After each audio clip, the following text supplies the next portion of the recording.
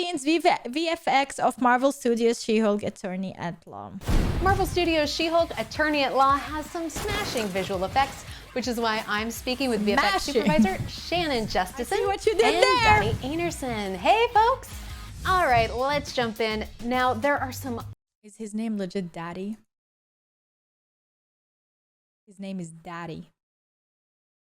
Hey, folks! Justison and Donnie Enerson. Hey, folks! All right, let's jump in. Imagine now, there you are some name your unbelievable kid visual effects in the Daddy. series. What was the most interesting thing about working on the series? I think the most interesting thing for doing the VFX for a show like this is that we have a CG lead, and that has never been done in a Marvel television show before because it's a little crazy. I mean, it's a huge show. There are digital humans involved, so you're creating something using a lot of input data and a lot of performance capture, but ultimately it's a CG creation that's going to be acting alongside actual human actors. It was all about making sure that we had everything in place to get the best performance recorded so that we could deliver on a She-Hulk character that represented Tatiana's acting. Still in control, no overwhelming feelings of rage. No, a normal amount of rage. So, you know, walking into that room, you were going to have actress a is amazing. I like CG lead character. Where do you start? So if you're going to create a fully digital character like She-Hulk, there's sort of two streams you're pursuing at the same time. The first is Viz Dev, which would be standard for any sort of CG character. We have a visual development department here at Marvel. They look at all the comic books and they look at how our story is telling her story. And then the other side of that is that we look at our casting. The important part of this is that we need to know what Tatiana looks like in order to be able to transform her in and out of She-Hulk. We in VFX subject her to a lot of scanning and photography. That then goes to a build stage. That goes through multiple steps of development, making the model look as real as possible, just in terms of like the physical proportions and the physical aspect of it. So once you've done all of that digital work, you have Tatiana Maslany's performance. How do you pair the CG and her performance together? We captured petabytes of data. It was absurd how much data we pulled off the set. We actually had a really big on-set VFX team just because we had so much data acquisition to do. When we're recording mocap and HMC on set, we've got several sets of data that we're actually kind of picking up. So the mocap data actually records not video, but it is straight data.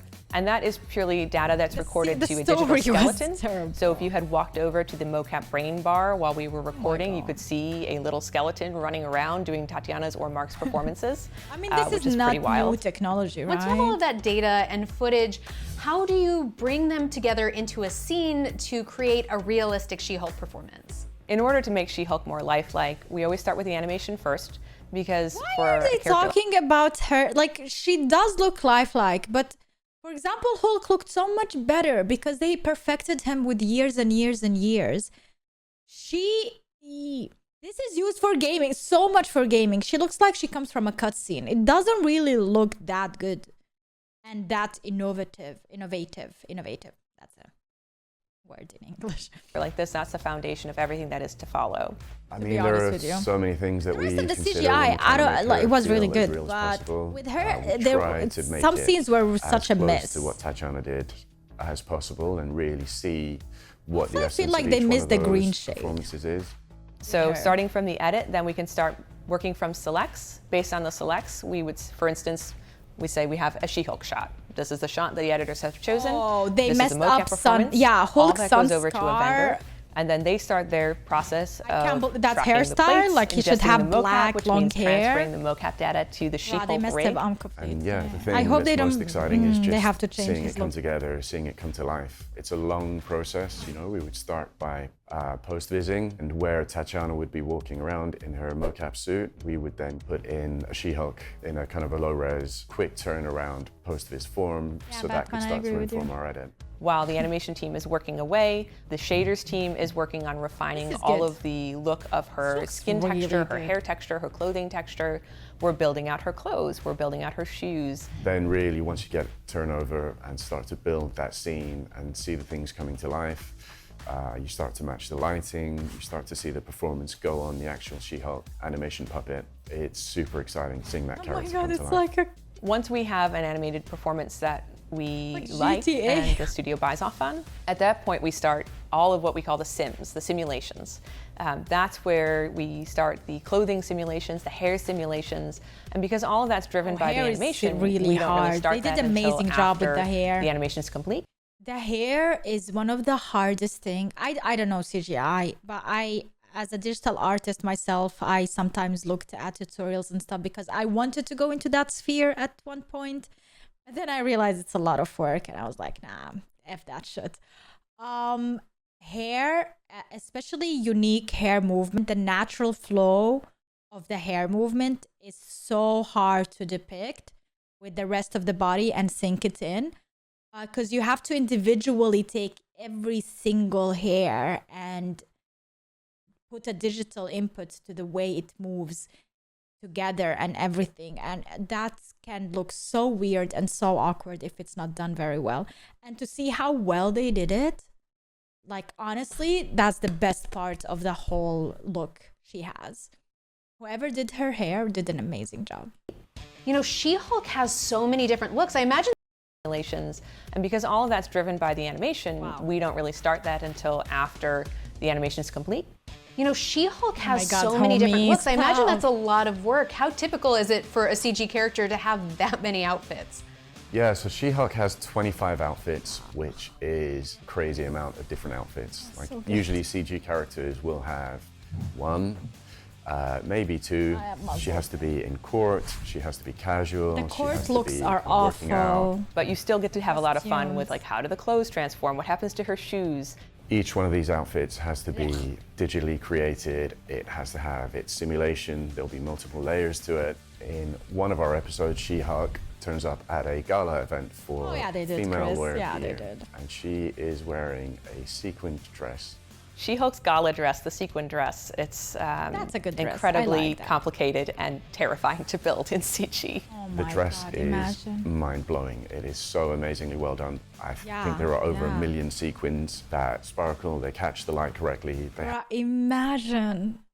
That dress looked so simple, but imagine how hard it was for them to make it. And they did it perfectly because it looks so natural. Oh my God. Some things you never even imagine how hard it is to make. With the dress, I'm just constantly aware of when I'm reviewing those shots, just how, like what an achievement it was to make that dress. Oh my God. Wow, the dress is really good. Incredible. It's so well done. It really is so incredible. And you know, the whole series really is so special. What are you most proud of looking back at this entire series? I'm really excited for people to see this character. I'm excited for my kids, to see her. And yeah, just being involved with kind of bringing to the screen so many shots of a digital human. I am very grateful for the opportunity to be involved with something so big. I really feel like it's been an honor to be part of the She-Hulk team, especially as the VFX team. I love origin stories, and she's such a fun let's be honest, we would even move over some parts where the character, so to be a part of wasn't the greatest story is just a privilege. If the series was good. Shannon and Dottie, it was such a blast getting to talk. Nobody even is talking about the CGI and effects in this series. Like literally, even if it was shitty, people would not talk about it because there's something way worse about it that people are talking. But CGI, it was fine. Like I didn't really complain about the CGI. You know what I complained about. I talked about it. So we're not gonna talk about it again today. We're focusing on the VFX. VFX were fine. As I said, hair was amazing. The dress was amazing. The shades of green sometimes were not that good when it comes to her skin, especially reflecting the lights around the environment where she is. And also, I feel like a lot of times it looked too cartoonish or too much like a cutscene from a video game and not a new video game, to be honest with you. But other than that, yeah, was fine. Every other CGI was good. Hulk was amazing. I just did that. But Scar, oh my God, please, that hairstyle. No.